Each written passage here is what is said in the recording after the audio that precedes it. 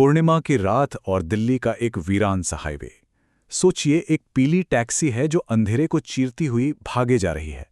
और बस यहीं से एक ऐसी खौफनाक कहानी का सफर शुरू होता है जिसके बारे में सुनकर रोंगटे खड़े हो जाएंगे। कभी सोचा है कि सिर्फ 1 मिनट लेट होने का अंजाम क्या हो सकता है? क्या होगा? ज्यादा से ज्यादा अपनी ट्रेन छूट जाएगी, राइट? लेकिन आज जिस कहानी की हम बात कर रहे हैं उसमें 1 मिनट की देरी का मतलब ट्रेन छूटना नहीं, बल्कि जिंदगी और मौत के बीच का फासला तय करना है। तो उस टैक्सी के अंदर 3 दोस्त हैं, मायरा, विहान और अखिल। मायरा की आवाज में ना एक अजीब सी घबराहट है। वो लगातार अपनी घड़ी देख रही है। 11:49 हो चुके हैं उसके चेहरे पे। उसके चेहरे पे डर साफ झलक रहा है। पर सवाल ये है कि आखिर उसे डर किस बात का लग रहा है। और बस यहीं से कहानी का पहला एक्ट शुरू होता है। पूर्णिमा की रात। ये एक ऐसी रेस है जो वक्त के खिलाफ है, एक ऐसे दुश्मन के खिलाफ जिसके बारे में फिलहाल सिर्फ मायरा जानती है। अब गाड़ी के अंदर दोस्तों के बीच का माहौल थोड़ा गर्म हो रहा है। एक तरफ है मायरा जो एक पुरानी कहानी को लेकर बुरी तरह से डरी हुई है, और दूसरी तरफ है विहान और अखिल जो लगातार उसका मजाक उड़ा रहे हैं। उन्हें लगता है कि ये सब बस फालतू का अंधविश्वास है। तो आखिर ये डर है किस चीज का? तब मायरा बताती है छलावा ट्रेन के बारे में। एक ऐसी खौफनाक ट्रेन जो सिर्फ पूर्णिमा की रात ठीक 12 बजे के बाद ही आती है।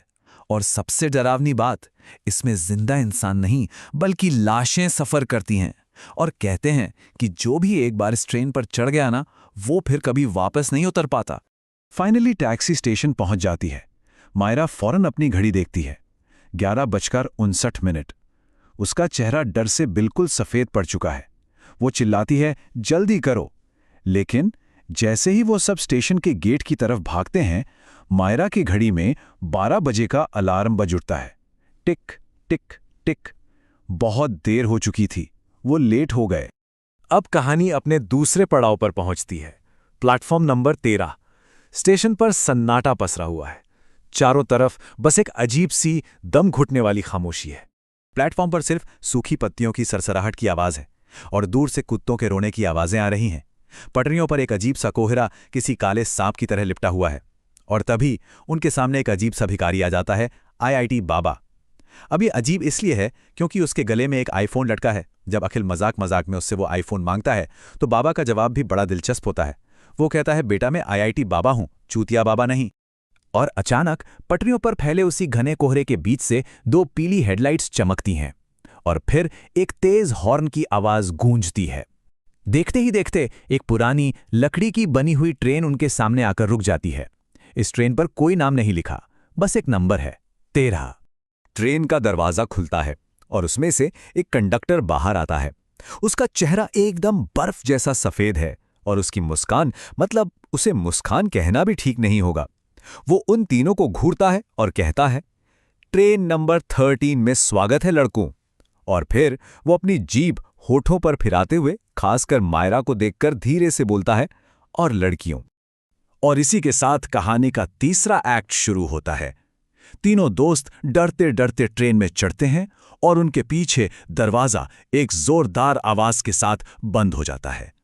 अब वापसी का कोई रास्ता नहीं बचा। अंदर का जो नजारा था वो तो और भी ज्यादा खौफनाक था। डिब्बे में जितने भी यात्री बैठे थे सब अपनी अपनी सीटों पर पत्थर के बुत बने हुए थे। उनकी स्किन एकदम बर्फ जैसी सफेद और आंखें पूरी तरह से खुली हुई, बिना पलक झपकाए वो बस एकटक सामने घूर रहे थे। अब विहान को ये सब देखकर कुछ समझ नहीं आ रहा। वो लोगों से सवाल पूछता है लेकिन कोई जवाब नहीं देता। तो वो परेशान होकर एक महिला यात्री के कंधे पर हाथ रखने के लिए आगे बढ़ता है, शायद उसे झंझोड़ने के लिए। लेकिन क्या ये उसकी जिंदगी की सबसे बड़ी गलती होने वाली है?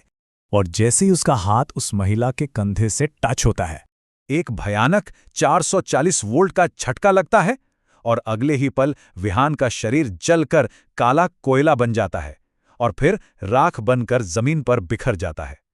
मायरा का सबसे बुरा डर आज सच हो गया था। और तभी वो कंडक्टर फिर से सामने आ जाता है, लेकिन इस बार उसका रूप किसी शैतान जैसा लग रहा है।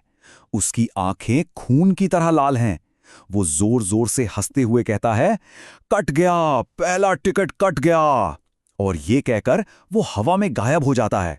अब कहानी अपने चौथे एक्ट में पहुंचती है। ट्रेन में अब सिर्फ मायरा और अखिल बचे हैं। चारों तरफ डर और नाउमीदी का माहौल है और अब सवाल सिर्फ एक है, यहां से जिंदा कैसे निकला जाए और जिंदा रहने के लिए क्या कीमत चुकानी पड़ेगी। अखिल बुरी तरह घबरा चुका है। वो मायरा से पूछता है कि क्या यहां से निकलने का कोई रास्ता है। तब मायरा को अपनी दादी की कही हुई एक बात याद आती है। वो बताती है कि यहां से निकलने का सिर्फ एक ही तरीका है, ट्रेन में मौजूद किसी जिंदा इंसान को मारकर उसका खून लकड़ी के फर्श पर बहाना होगा। जैसे ही खून फर्श को छुएगा, ट्रेन ठीक 2 मिनट के लिए रुकेगी और सारे दरवाजे एक साथ खुल जाएंगे। और जैसे ही मायरा ये बात खत्म करती है, अखिल के चेहरे पर एक खौफनाक मुस्कान आ जाती है। एक पल की भी देरी किए बिना वो मायरा की नाक पर एक जोरदार घूंसा मारता है और कहता है, सॉरी मायरा, पर अगर मुझे जीना है तो तुम्हें मरना होगा। बस एक ही झटके में सालों की दोस्ती का रिश्ता टूट चुका था। अखिल पास पड़ा एक लकड़ी का तख्ता उठाता है और मायरा के सिर पर दे मारता है। उसे लगता है कि मायरा मर गई। वो दरवाजे की तरफ भागता है कि ट्रेन रुकते ही कूद जाएगा, लेकिन तब उसे दिखता है कि ट्रेन तो एक बहुत ऊंचे पुल से गुजर रही है और जैसे ही वो पलटता है उसके होश उड़ जाते हैं।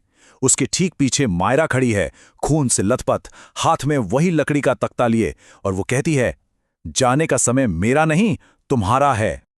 और बस यहीं से ये कहानी अपने सबसे दर्दनाक मोड़ पर आ पहुंचती है।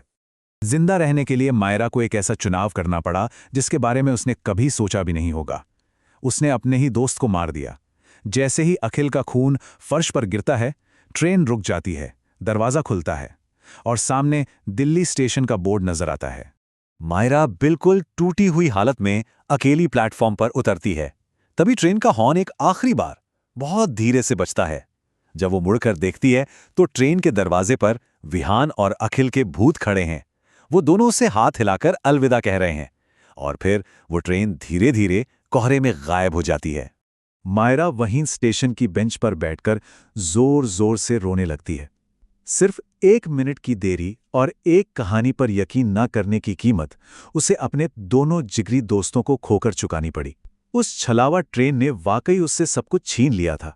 पर सवाल यह है कि जिस कहानी को उसके दोस्त झूठा समझ रहे थे, क्या वो वाकई में झूठी थी?